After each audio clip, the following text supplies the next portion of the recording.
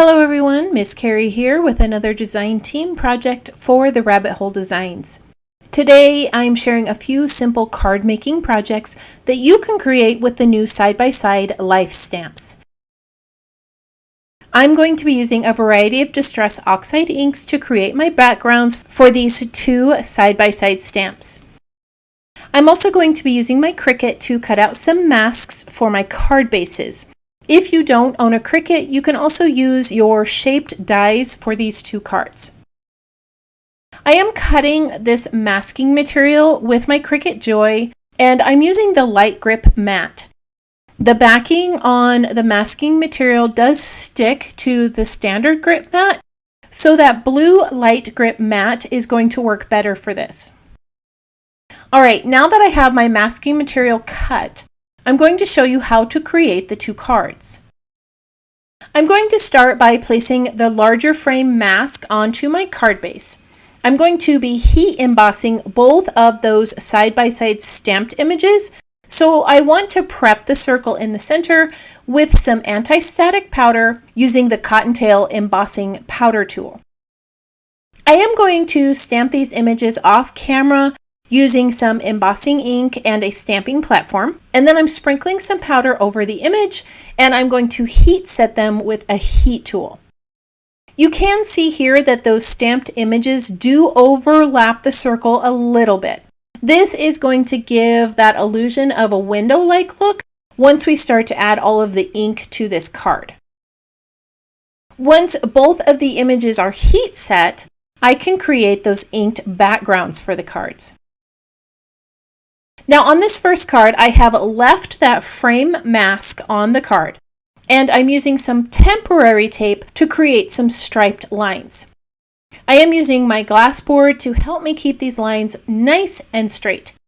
Once all of the lines are in place, I'm going to blend some inks to create the look of a sunset. I am using scattered straw, mustard seed, spiced marmalade, and abandoned coral today.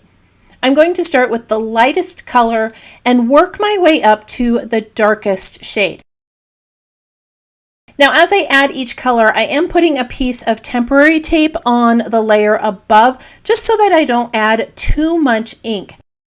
As I start to blend upwards, I will create a little bit of blend with each of the inks so that I create a nice faded look as I move up towards the top.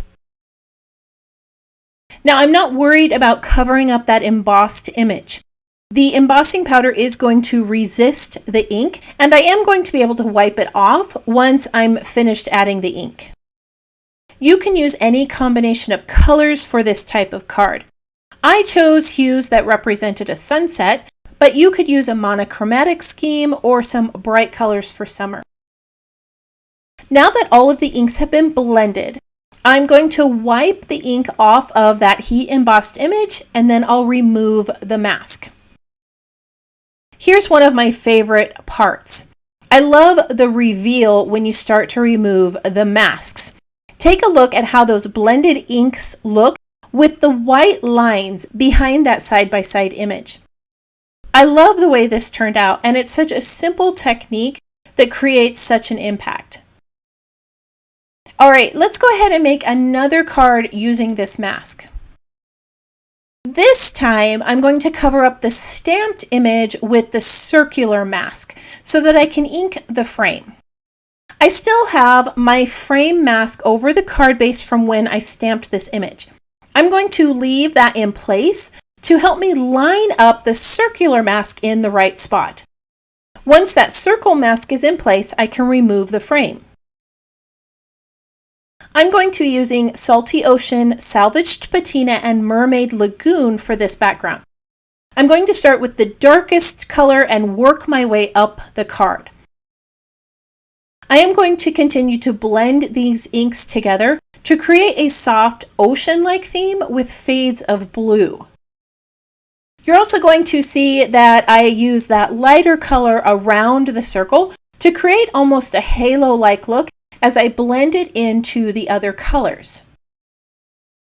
After adding all of the shades of blue, I'm going to layer the Up In Flames Stencil over the top of this card. I'm going to be using speckled egg blue over the stencil to create a really soft image. You could also use white if you want this to be a really bold image, or you could use a really dark color of blue to create a nice statement on the card. Now, after applying the ink to one side, I'm going to remove the stencil and place it on the other side. As I line this up, I'm making sure that none of the flame images are overlapping as I attach it to the cardstock. I'm going to apply another layer of speckled egg blue to the card, and then I'll remove the stencil. Now you can see here, this is such a subtle effect, but it really makes that background stand out. I love how those flames create movement across the card. Now, before I remove the mask, I am going to add some chipped sapphire around the edges just to create a vignette look around the whole card base. Now I'm going to remove the mask, and you can see that nice image right in the center with that beautiful blue flamed background. I'm going to gather a few more items and show you how to assemble these two cards. I have cut down some of the Galaxy patterned papers and some black cardstock to layer these card panels onto. I chose a black pattern for the sunset blend and a beautiful purple to go behind the blues. I also have two heat embossed sentiments that I created using white embossing powder on black cardstock.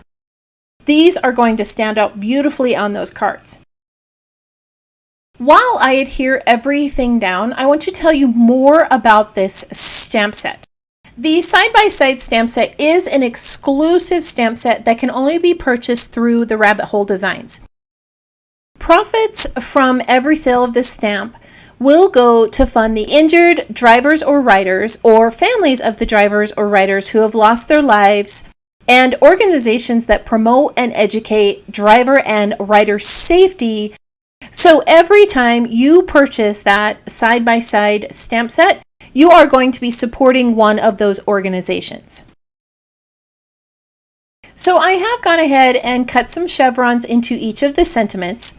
These are a few of the phrases that come with that side-by-side stamp set. Not only are they great for cards, but these would make some great sentiments on your scrapbook pages. I chose to add some foam tape onto the back of one of these to give it a little bit of dimension. The last element I wanted to add are some little purple pearls. Now, this card is giving me a little bit of an outdoor girly vibe, and it kind of reminds me of my niece. So I thought adding those pearls was just a sweet little touch to the card. All right, let's go ahead and take a look at the two finished cards. Today, I chose to use that side-by-side stamp set to create cards that don't require any coloring. I wanted to be able to add color with Distress Oxide Inks using masks. For that sunset card, I used some repositionable tape to create the lines and blended some yellows and oranges to create a nice soft sunset background. On the other card, I blended some blues together and added some stenciling on the background with that Up In Flames Stencil to create some movement across the card. I added a sentiment on foam tape and a few little pearls. I love how easy these cards were to create. You can easily change the colors of the ink and use any of the 4 side-by-side stamps to create a card for any of your off-roading friends. I hope you enjoyed today's card making project and that it inspired you to try a few new things. If you have any questions about how I made this project or the supplies I used, feel free to post those in the comments below. I hope you have a wonderful week, and I can't wait to see what you create.